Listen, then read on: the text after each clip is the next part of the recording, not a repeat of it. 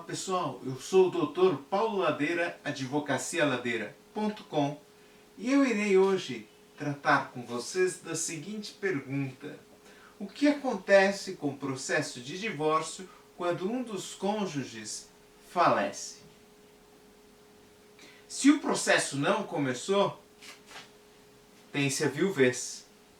Se o processo começou, mas não houve a decretação do divórcio ainda, tem-se também a viuvez. Se o divórcio começou, houve a decretação do divórcio, o processo começou, o juiz falou, as partes estão divorciadas. É isso que eu quero dizer por decretação do divórcio. E o juiz disse, as partes estão divorciadas, o processo irá continuar para sabermos como será a partilha de bens do casal. Nessa hipótese, os filhos podem, se quiserem se opor à partilha de bens pleiteada pela viúva ou viúvo, habilitar-se no processo para representar o falecido. É preciso notar ainda um artigo cuja aplicação atualmente é um pouco polêmica. Vamos ler aqui no Código Civil. Somente é reconhecido no artigo 1830 do Código Civil direito sucessório ao cônjuge sobrevivente se, ao tempo da morte do outro, não estavam separados judicialmente, nem separados de fato há mais de 2 anos, salvo prova, nesse caso, de que essa convivência se tornou impossível por culpa do sobrevivente. O que esse artigo está dizendo?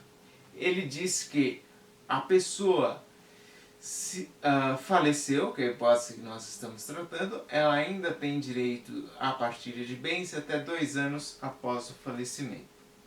Ou se até 2 anos do fim do relacionamento, ocorrer o falecimento.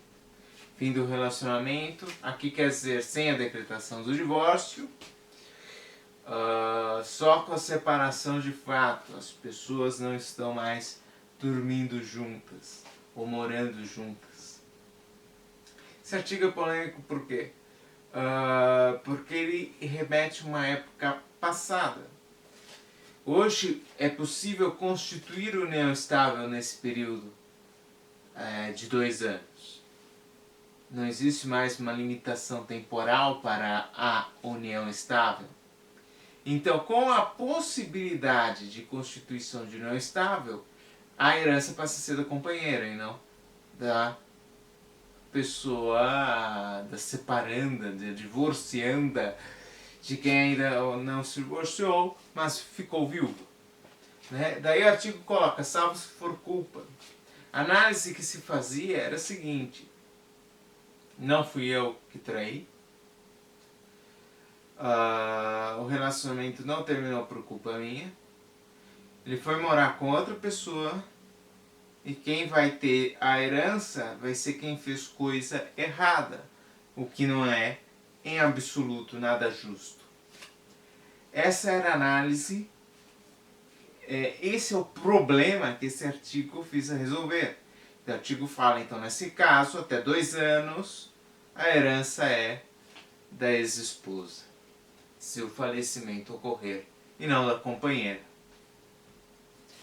Essa aplicação às vezes ocorre ou não, porque existe uma corrente muito forte no judiciário, no entendimento de que quando a emenda constitucional que estabeleceu, tirou a referência à separação na Constituição Federal, colocando que o divórcio que encerra o relacionamento entre as partes, que isso daí tiraria qualquer discussão.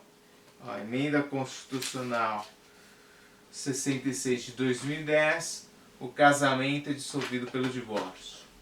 Isso que eu estava procurando. e tirou a referência à separação. E como era na separação que se discutia quem era culpado ou não, que se discutia adultério, etc., tem gente que defende, com a aceitação de muitos juízes, que não deve mais ter discussão de culpa por ocasião do divórcio. Se isso é certo, se isso é errado, isso daí é outra discussão.